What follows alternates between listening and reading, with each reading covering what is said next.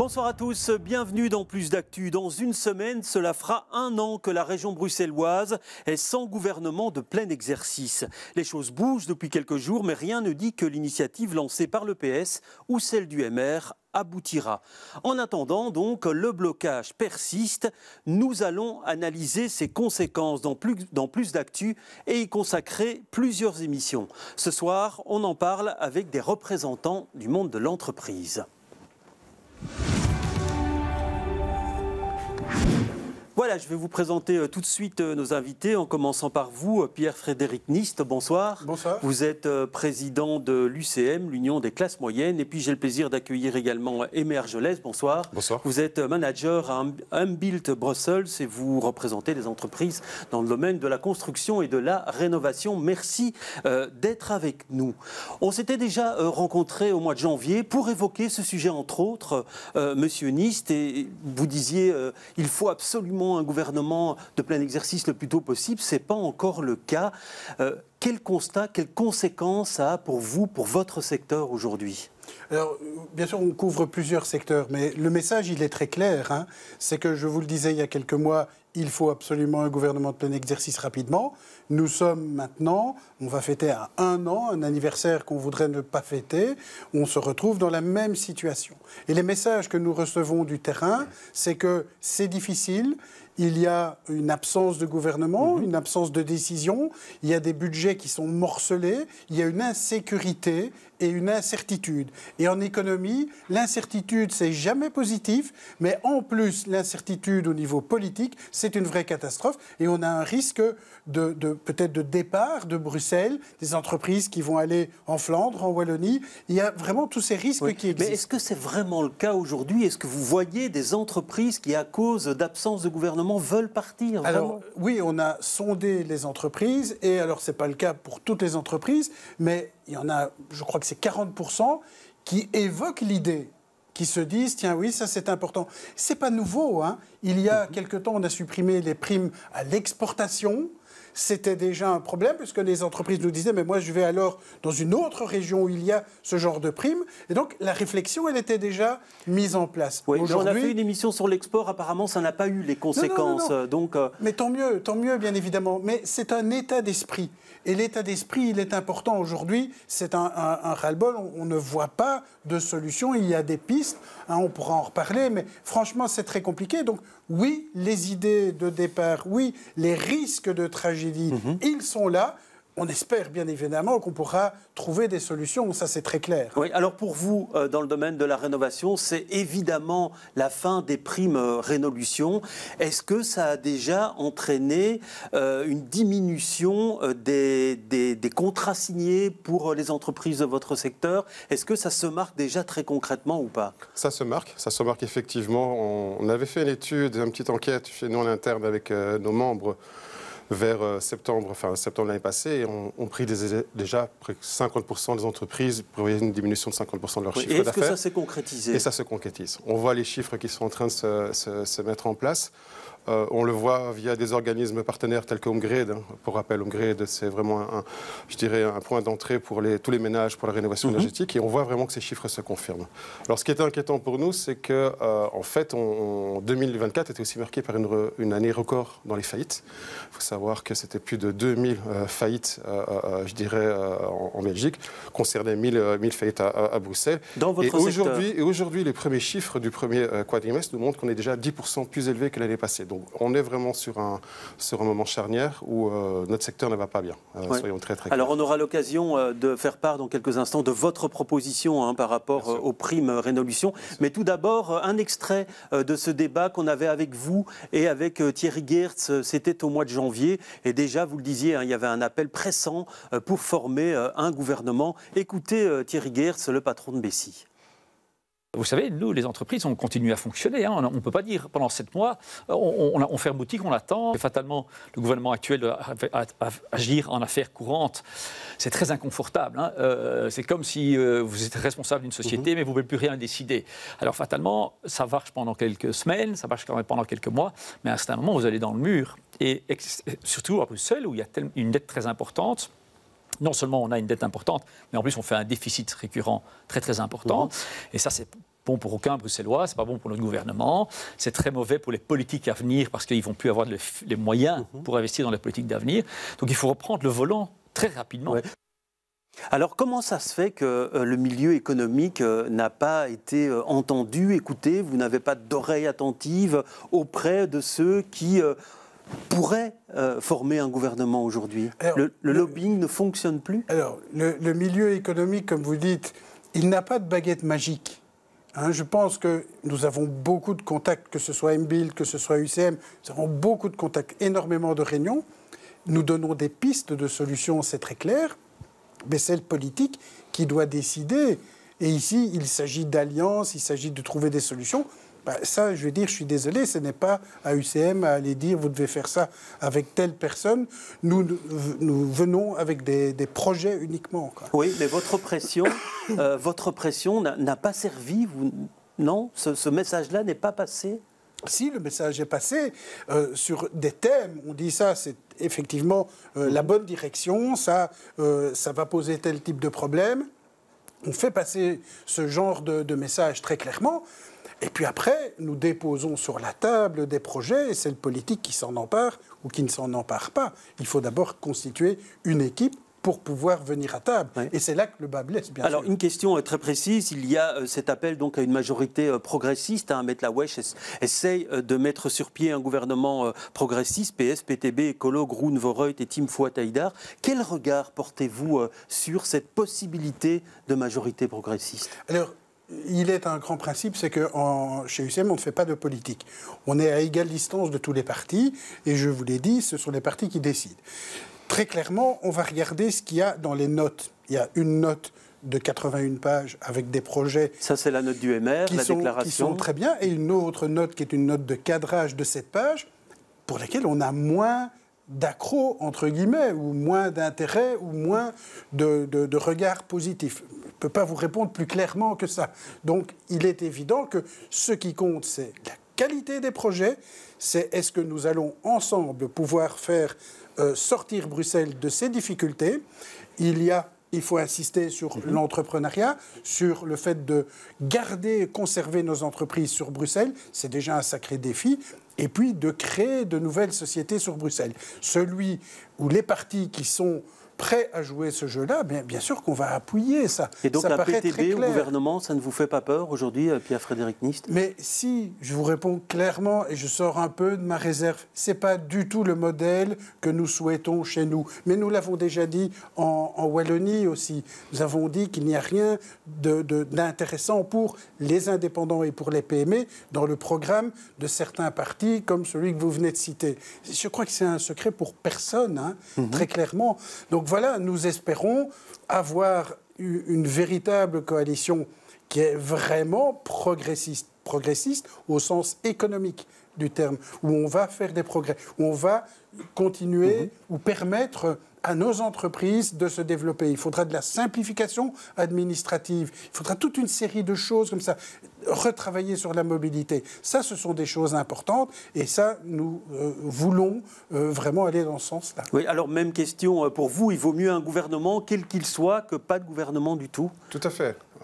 Pour nous, comme on vous l'a dit, notre job, c'est de travailler avec le gouvernement en place. Quelles que soient les orientations, je dirais effectivement, on a plus d'affinité certainement sur certaines orientations qui sont données aujourd'hui. Mais notre job, c'est d'avoir... Je prends l'image on est dans un bateau, il n'y a pas de capitaine aujourd'hui et on ne sait pas où on va. Et ça, c'est le gros problème, l'instabilité. L'insécurité, on le voit. Une mauvaise conjoncture entraînée aussi par quelque chose qui caractérise Bruxelles, c'est qu'on a en 2024 50% de permis de bâtir en moins. Et donc, on est vraiment de nouveau sur un plancher très bas, historique, moins de 400 000 mètres carrés de logements autorisés, alors qu'il en faut beaucoup plus. Et donc voilà, donc aujourd'hui, le problème, comme vous l'avez dit, c'est l'insécurité, le manque de vision. À partir de là, on ne sait rien construire. Et ça, c'est un peu notre difficulté par rapport à tous nos entreprises, que ce soit du secteur immobilier. Vous avez parlé effectivement de contraintes.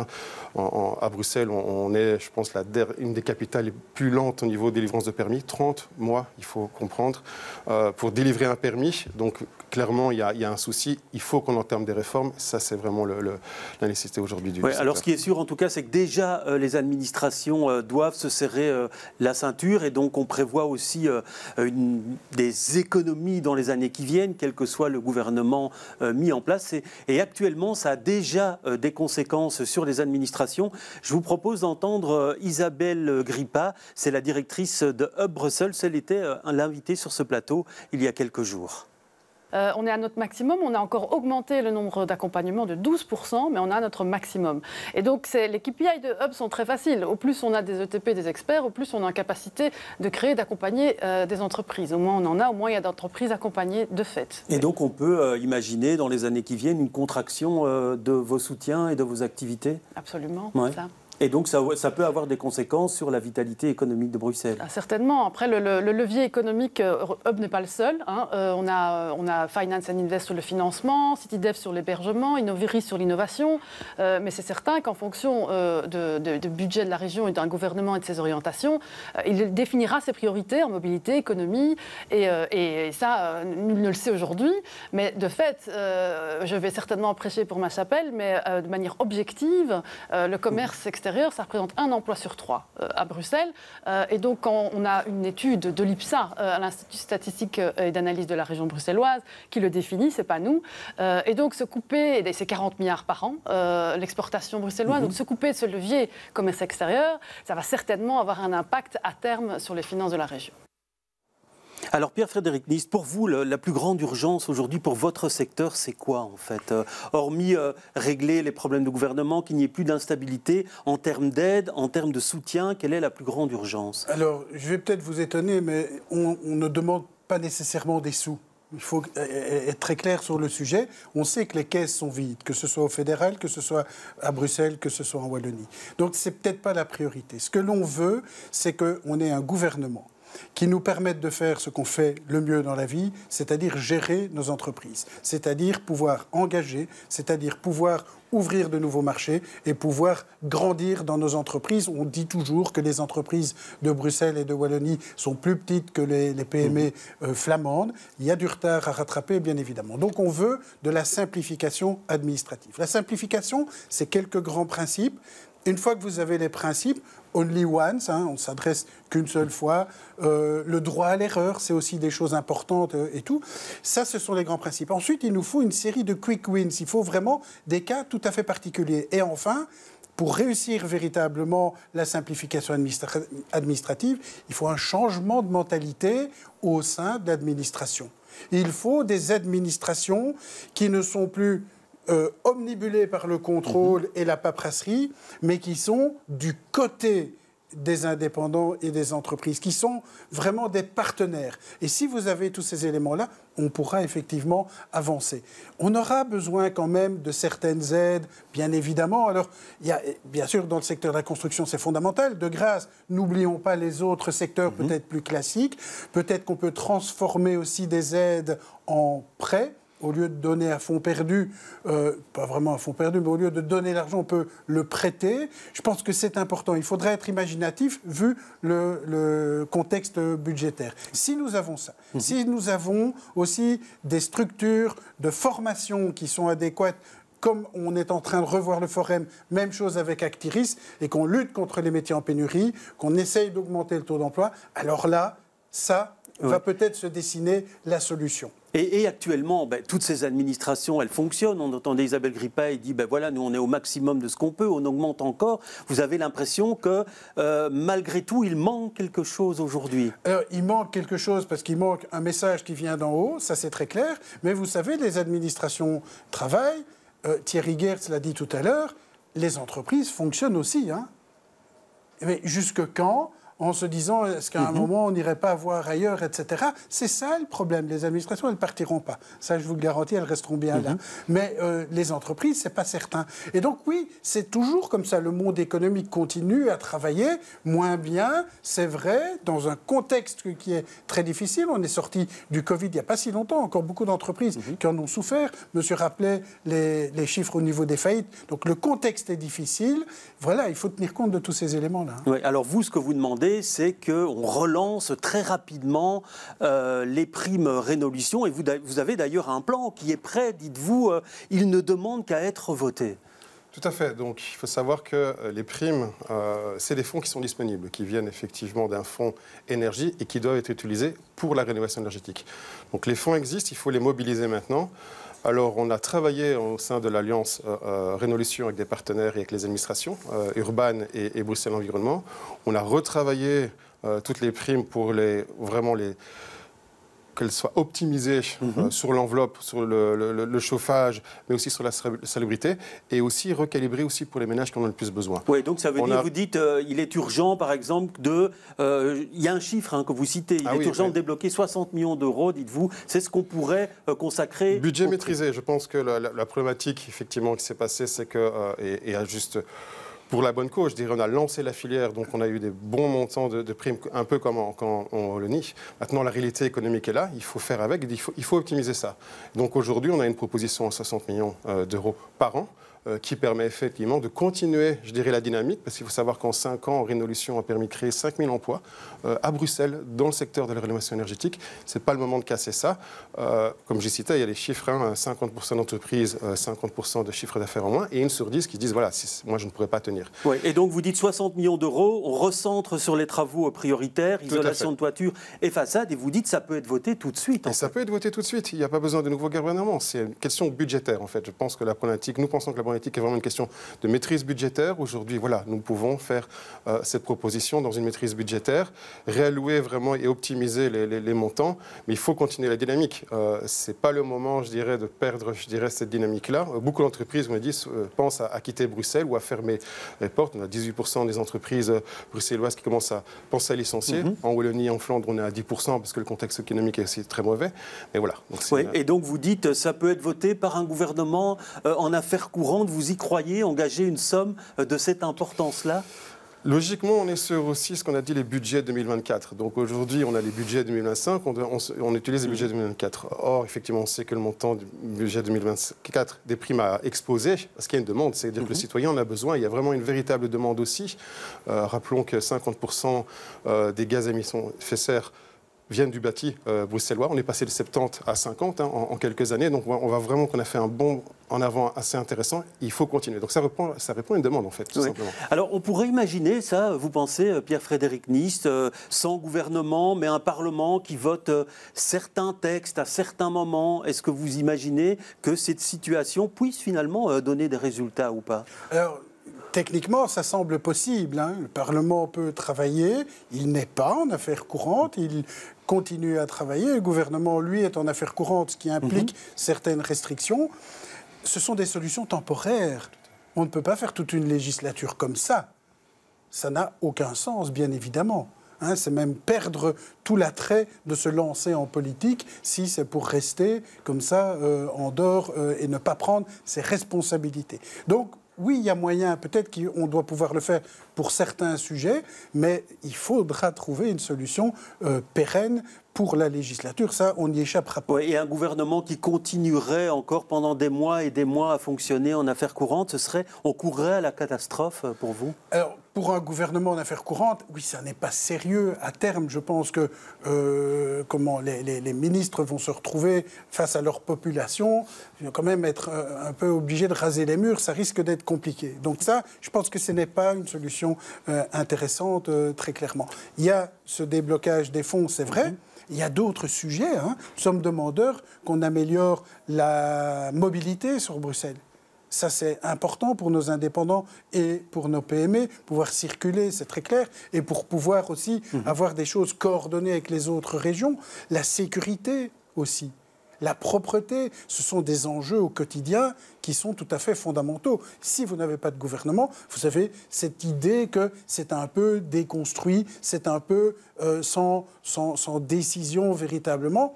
Ça ne veut pas dire que rien ne fonctionne, mais ce n'est pas un bon message, bien sûr. Oui, alors ce qui est sûr en tout cas, c'est que le gouvernement, en affaires courantes, il a décidé maintenant de s'attaquer au budget, puisqu'il y a un comité de prudence budgétaire qui a été mis sur place, qui rassemble le gouvernement, mais aussi l'inspection des finances et l'administration. On avait le ministre des Finances il y a quelques jours dans notre émission Bonjour Bruxelles, notre émission radio, il expliquait ce que va tenter de faire ce comité de prudence budgétaire. Je vous propose de l'entendre.